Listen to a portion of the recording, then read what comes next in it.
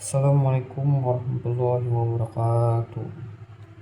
Alhamdulillahirrabbilalamin. Segala puji Allah bagi Allah Subhanahu wa taala telah memberikan kita nikmat dan iman Islam yang hangat, serta nikmat teknologi yang sangat berkembang di zaman sekarang. Salawat serta salam semoga tercurahkan kepada baginda Nabi Muhammad SAW, keluarga, sahabat, dan seluruh umat hingga akhir zaman. Hadirin yang saya hormati, pada kesempatan kali ini saya akan menyampaikan materi tentang beretika dalam bermedia sosial. Media sosial dan kehidupan kita di era digital sekarang seperti hampir tidak ada hari tanpa media sosial. Dari bangun tidur sampai sebelum tidur, kita juga sering membuka aplikasi WhatsApp, Instagram, TikTok, Facebook, atau Twitter, atau platform yang lain. Media sosial juga memiliki banyak manfaat, yaitu salah satunya memudahkan komunikasi jarak jauh, menjadi sarana belajar, tempat berbagi informasi, media berdakwah, sarana promosi dan bisnis. Namun di balik semua manfaat itu, media sosial juga memiliki dampak negatif jika tidak digunakan dengan bijak. Banyak yang terjadi perkelahian antara teman, salah paham karena komentar, penyebaran berita bohong atau hoax, perundungan atau cyberbully, fitnah, dan pencemaran nama baik. Karena itu penting bagi kita memahami etika dalam bermedia sosial. Landasan etika dalam Islam telah mengatur bagaimana cara berbicara dan berinteraksi walaupun di zaman Nabi belum ada internet, baik berkata baik atau diam.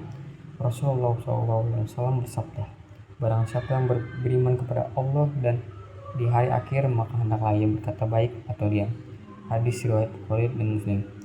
Hadirin sekalian, setiap postingan, komentar, pesan yang kita kirim akan dicatat Allah Subhanahu wa taala. Maka sebelum mengetik, tanyakan dulu kepada diri kita, apakah ini benar, apakah ini baik, apakah ini bermanfaat, apakah ini tidak memicu pemecahan. Jika tidak, lebih baik kita diam saja. Larangan gibah dan menghina. Allah berfirman dalam Quran surah Al-Hujurat ayat 12, dan janganlah sebagaimana kamu memuji sebagai orang lain.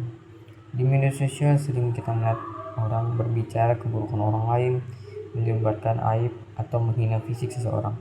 Ini termasuk gibah dan perbuatan dosa besar. Perintah tayabu. Allah berfirman dalam Quran surah Al-Hujurat ayat 6, maka telitilah dan ceklah kebenarannya. Jangan langsung membagikan berita yang belum tentu jelas sumbernya dari mana. Banyak berita palsu yang sengaja dibuat untuk memprovokasi atau memicu pemecahan belah masyarakat.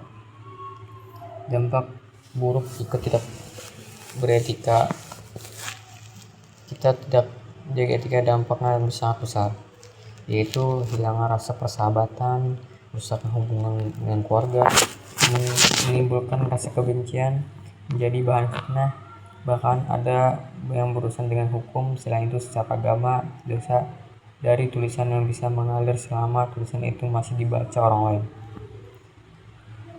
Bentuk etika dalam media sosial.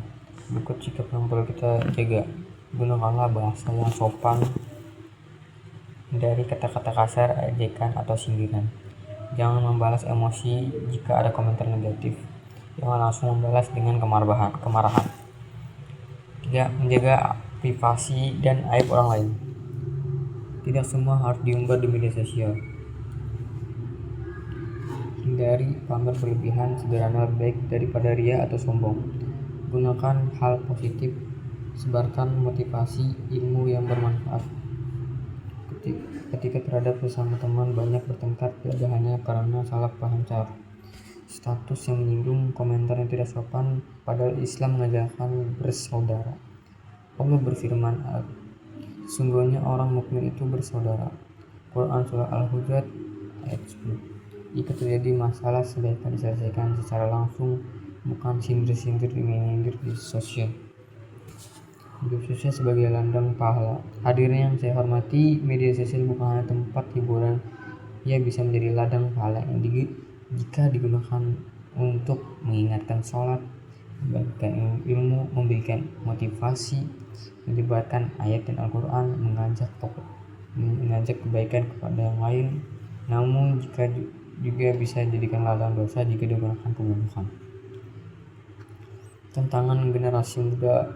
Sebagai generasi muda, kita adalah pengguna terbesar di media sosial. Tekanan yang harus kita ikut tren itu adalah FOMO, yaitu takut ketinggalan dari sebuah berita. Hanya ingin viral, tidak tahu apa artinya dan maknanya, dan ingin mendapatkan banyak like. Namun jangan sampai demi popularitas kita mengorbankan akhlak, nilai agama dan harga diri kita. Baiklah, kesimpulannya, hadirin sekalian, media sosial hanyalah alat. Ia bisa menjadi kebaikan dan keburukan, tergantung bagaimana kita menggunakannya. Dan marilah kita menggunakan media sosial dengan sangat baik dan bijak. Dan marilah kita berpikir sebelum posting, berkata baik atau diam, tidak menyebarkan hoax, tidak menjaga kehormatan diri dan orang lain. Semoga kita termasuk orang-orang yang bijak dalam menggunakan teknologi dan menjadikan media sosial sebagai sarana mendekatkan diri kepada Allah Subhanahu wa Ta'ala. Akhir kata, semoga yang saya sampaikan bermanfaat bagi kita semua. Assalamualaikum warahmatullahi wabarakatuh.